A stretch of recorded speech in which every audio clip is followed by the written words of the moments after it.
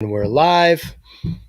I'm Crypto Pio. This is NFTCulture, and I'm here with Malachi and Mike. And today we are talking about VeeFriends, Gary Vee's first NFT project, which includes a token and a platform. We're going to dive right into it. Mike, you know a lot about VeeFriends, probably more than your average Joe. What can you kind of tell us right off the bat? So this is a really cool project. Basically, what Gary Vee has done is he's kind of built a Nifty token project around the idea of the tokens are granting admission to experiences. He's got kind of a lot of different levels of experiences, and he's really kind of expanded on this idea inside this token. So just from a basic fundamental perspective, just breaking down the project itself, it's 10,255 tokens, which is pretty standard in these big token projects. 9,400 of those projects or 9,400 of those tokens are what he calls admissions tokens. 555 are gift goats, which are kind of like a gift token, and then 300 are what he calls access tokens. Each one of those, within each one of those tokens, there could be like one of ones, so even some special collectability just in the artwork. But the really cool thing about it is basically the utility of all these tokens. At just a basic level, all tokens grant 3 years admission to VeeCon. So no matter what you end up drawing in the initial draw, you're going to end up with a little bit of utility. You'll be able to go to VeeCon with these tokens for 3 years. He's basically set up 29 unique experiences besides VeeCon, and each one of those experiences kind of has different slots depending on the nature of what the experience is. The way they describe these access levels is you have something that's called group access, you have something that's called competition access, and you have something that's called scholarship access. So the group access and the competition access are going to be a little bit less Gary Vee exposure in each one of those, but each one of those will come with some degree of Gary Vee exposure. The scholarship access, those experiences, those are going to be potentially one-on-one time for as much as, a day of one-on-one time with Gary Vee, and maybe a little bit more. We'll kind of briefly touch on a couple of those access examples. But you can range from, talking with Gary Vee in a group to all the way to one of them is you are actually have the opportunity to shadow Gary Vee for a day. So it's like serious one-on-one time.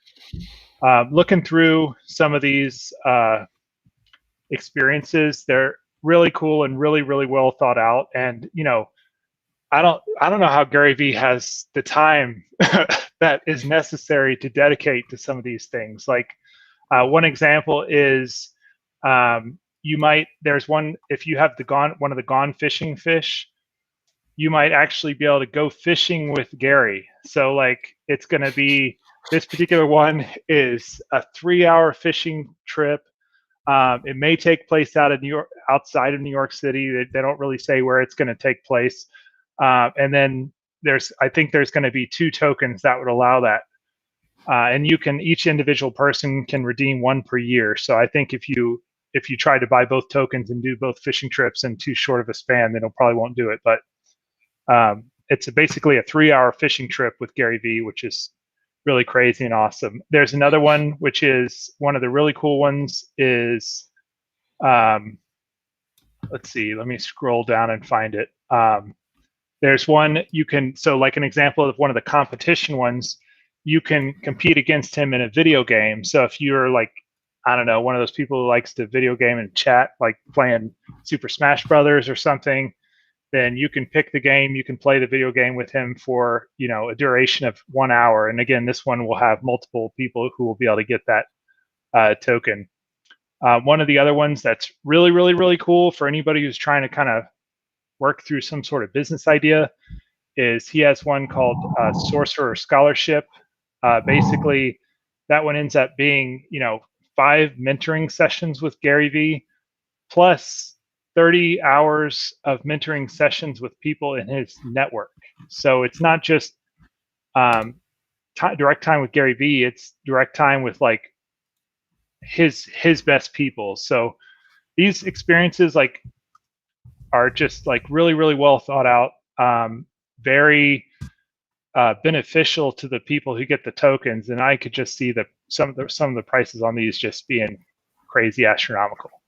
Malachi, let me throw it over to you. I was kind of wondering how this differed from other, like how would you compare and contrast this with other projects?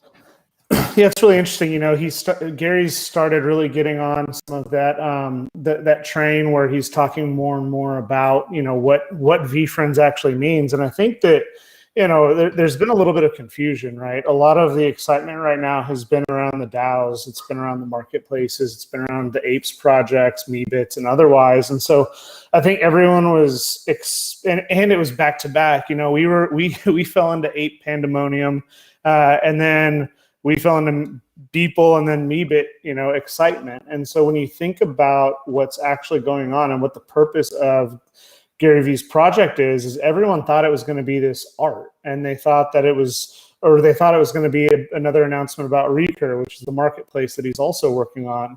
But this is completely different. And, Gary likes to talk about the fact that he was early in Web 1.0. He was big into Web 2.0 with his first his wine company and then his investments. And then now when you think about Web 3.0, this is a utility first token. And he's done it looks interesting, but its primary purpose isn't to be a collectible piece of art. Its primary purpose is to be a token of utility.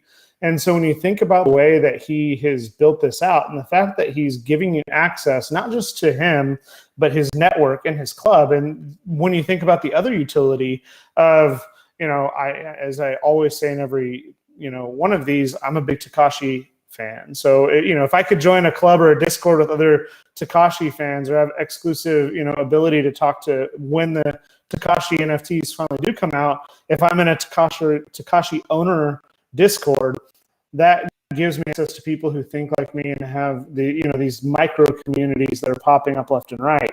We see it now with the X Copy. I mean, Dot Pigeon. All of these artists, Slime Sunday, have their own Discords, and so when you think about a lot of those attributes, it's really interesting to see how that's going to function. And so I think it's important for us to remove the view or the vision that this is like the gateway drop or a law drop. It's not. It's completely unique. And once you disconnect yourself from that, this project becomes incredibly exciting, especially for entrepreneurs, the millennials, Gen Z, who have really, seen a lot of value in what Gary offers. So I think it's a good project.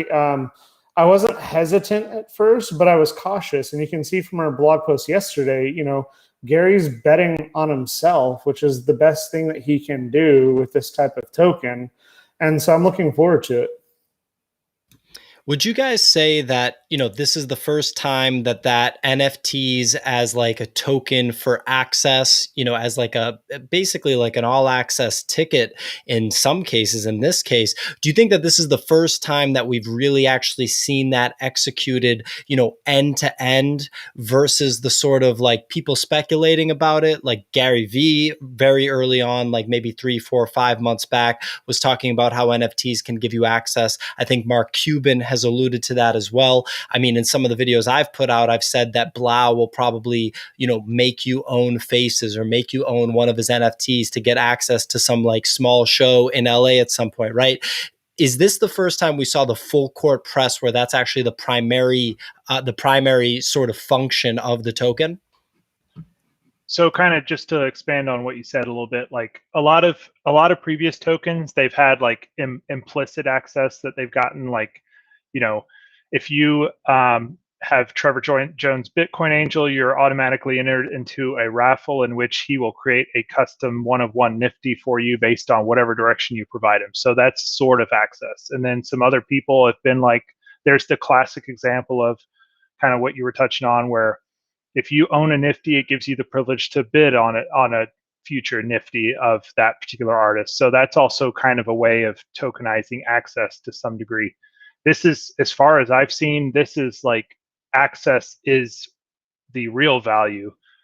everything else is kind of the implicit extra value. So this 100% seems like I haven't seen any other project that's really pushed access like this. And it would obviously take a really big personality in order to be able to have the value of the access be high enough to kind of support a project like this on its merits. But Gary Vee has a ton of fans and a ton of followers, so they kind of took the leap of faith that they would be able to put a project together that would be able to be funded just by virtue of access to Gary Vee.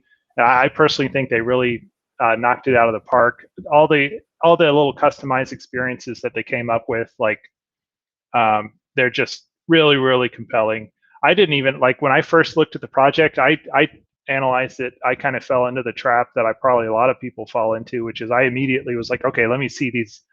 Would these make a good avatar for my Discord account, or would these make a good avatar for my Twitter account? It's like that's kind of the first thing you immediately kind of fall into a trap. And so I kind of dismissed the other stuff as just gamification on top of the art to try to get people to buy the art.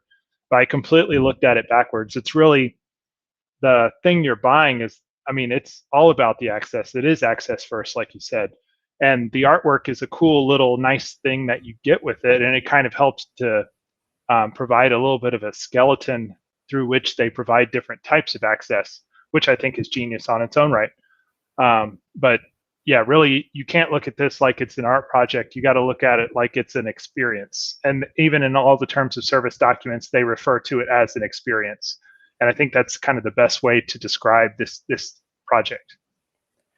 Yeah, to add to that, what's really interesting, and I agree with everything that Mike said, and Pio, great question. I think, it does take, an elephant to be able to do this type of project. Mark Cuban's talked about the non-fungible aspects of future Mavs tickets, for instance. And for instance, like, can the next generation buy an NFT of whoever, the first ticket that the Rolling Stones or the next generation's Rolling Stones did, even though they weren't live at the concert, they could own a piece of history from that concert. And so when we start blending and evolving past this hype cycle into much more of the utility, it becomes incredibly exciting. And I think, there's a little bit of cautiousness with Gary Vee, right? He's committing to having VeeCon, which is brand new token based, and you have to have a token to attend VeeCon, committed to at least 3 years of that. But when you think about the perpetuity of a lot of these tokens, I don't think he's going to say in 4 years you have to buy another token. I think if this is successful and VeeCon continues to grow and the demand is there will be derivative tokens that'll be accessible. There will be a lot more utility that's derived from this. There's a comment, about TBA when the sale is, this is a completely agnostic, our candid opinions. We have reached out to Gary's team. We suspect that the auction will take place sometime next week, and it will be a Dutch style auction. So collectors will be able to set the price, and prices will derive down from there. Mike, can you expand on that, how a Dutch auction works? Yeah, so basically the way a Dutch auction works is it's kind of inverse of kind of a high bid auction. So they'll pick a price, like something, say like 5 ETH, and then they'll have what's called a Dutch timer, where every time that timer ticks, the price will go down by some increment. Could be like 0.05 ETH, could be 0.1 ETH, whatever. And then they'll have a set window where the ticking of the timer will get down to 0 within that window. So if it's like 1 week, then within however many hours are in that 1 week, divide the initial starting price by that, and that should be about the curve that this thing ticks down. It's kind of a weird mechanic because it guarantees you the ability to get into the project as an initial adopter if you're willing to pay, possibly way overpay for that privilege. So some people kind of maybe don't like it because it kind of makes you pay more than you would otherwise. But on the other hand, it helps the project coordinator kind of extract the value that they're hoping for with less risk of the tokens not selling. Go ahead.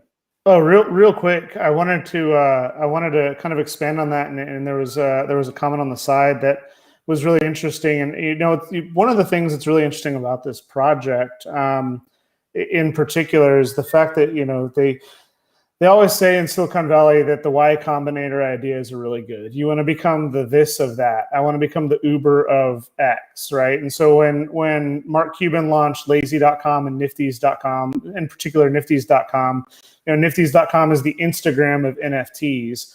What's really interesting is we've been postulating about utility internally, and we had the idea that why can't someone, and maybe us, hopefully, become the Groupon of NFTs to expand on some of the things that, Gary was on CNN earlier today talking about this analogy where a pizza shop, owner in a local community could create non-fungible tokens and sell those non-fungible tokens to the community. And then those community members one of the tokens could be 10% off. One of them could be 50% off, and basically you're hedging by purchasing this token, investing in the business from a pseudo capital perspective. And then let's say you have to move to another city. Well, if you have the non-fungible token, you can then sell that token to another person, and whatever you pay, a derivative or a commission of that value, a percentage of that value would go back to the pizza shop owner, and then the new owner would have access to that. And when we think about the utility and the derivative of those utilities, why can't there be a future state where there is a Groupon of non-fungible tokens that these small businesses have a way to scale into NFTs and start deriving additional value from it? I think that some of the stuff that he's playing with isn't. He's 2 steps ahead of, hey, let's become the next Nifty Gateway. Let's become the next Rarible. He's trying to think, he's playing 3D chess when everyone's playing chess, and in some cases just checkers. So, the more we spend time digesting this drop, the more excited we are about the future of non-fungible tokens.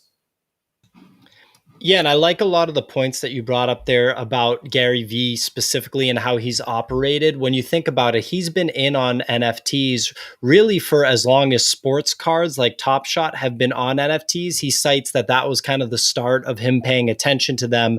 And then, gradually as the hype grew, he was just paying attention, making sure he learned. We're now past like a bubble bursting, really in a bit of a bear market. So he's been able to learn from everybody's mistakes. He's been studying the competition left and right.